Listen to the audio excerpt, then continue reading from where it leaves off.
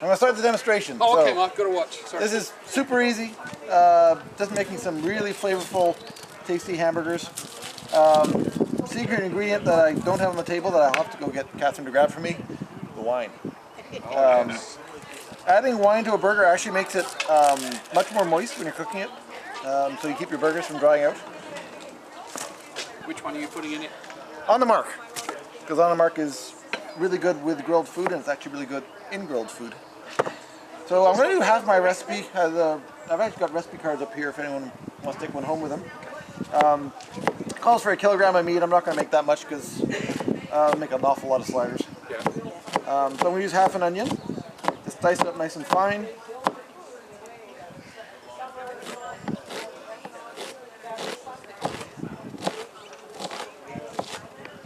Try not to cut your fingers off. Good idea. Put that in the bowl. And then I've got some garlic. Now this is actually a Nootka Rose garlic, which is a silver skin softneck. The local garlic farm just down the road here has a whole bunch of really fun heritage varieties of garlic. They've got literally 100 different types of garlic that they can sell. Not a lot available right now. I actually have to scrounge this because I always like using fresh local ingredients when I can. So I was managed to get some of the last of their garlic from last year. But in the fall they've got tons of garlic and it's really good. Just give them a little whack and that actually releases a little bit of oil and then the skins come off really easily.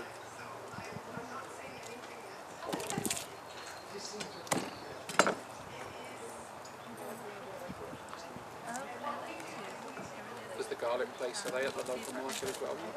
They're not. They actually just sell it at a little market stand on their property. Okay. But they actually sell out every year really easily. So you just gonna have to keep an eye on their sign. It actually says garlic right now. I think they're out, but probably by midsummer they'll have some of the early varieties again, and they'll have scapes. Yep.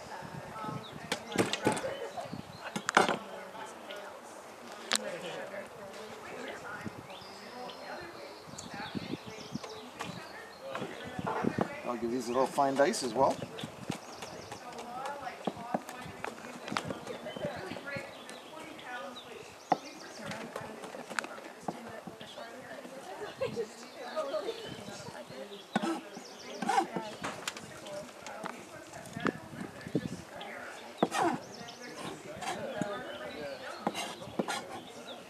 Pop that in there. That's actually all the heavy lifting. And again, just my personal preference, but again, I really like using locally sourced product. So the ground beef I'm using is actually from our neighbor. Okay. So this is locally grown beef from about 50 yards away. I'm really going for the 100-yard diet here. I mean, the meat's from across the road, the garlic's from just down the road. So, chunk of ground beef, 1 egg. What else do I need out here? Oh, we got some salt. A little bit of pepper. And could I bug you, Catherine, to go grab a bottle of On the Mark? Just from Mom? Yeah. Okay. Over here. And I do have some breadcrumbs here, which I made myself from leftover bread. Try to use as little as I can, so I'm going to mix this up first, see how wet it is, and then I just add enough breadcrumbs to keep it together. I think she's coming.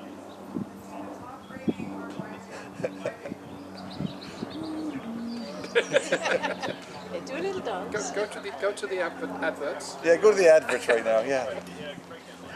As I said, On the Mark is the wine I'm using because it's the nice smoky barbecue wine, so it goes really well with this.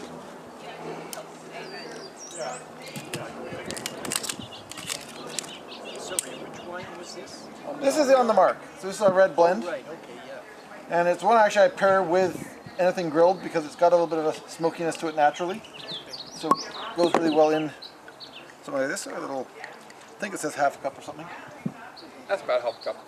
Roughly. You can probably see from me, I'm not big on measuring. So I like cooking much better than baking. Baking you have to be precise.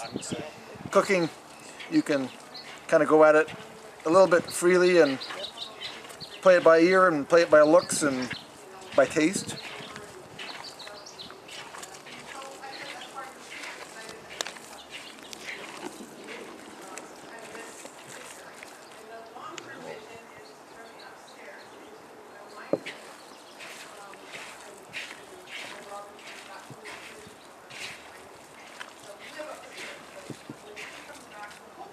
More.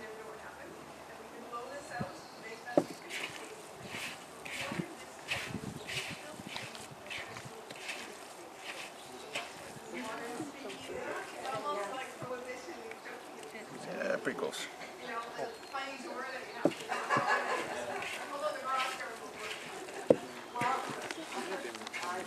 Okay.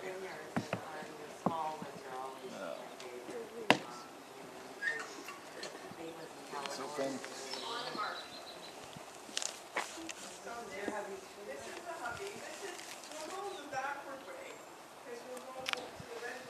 I'm trying to go for something about the size of a slider, not too big.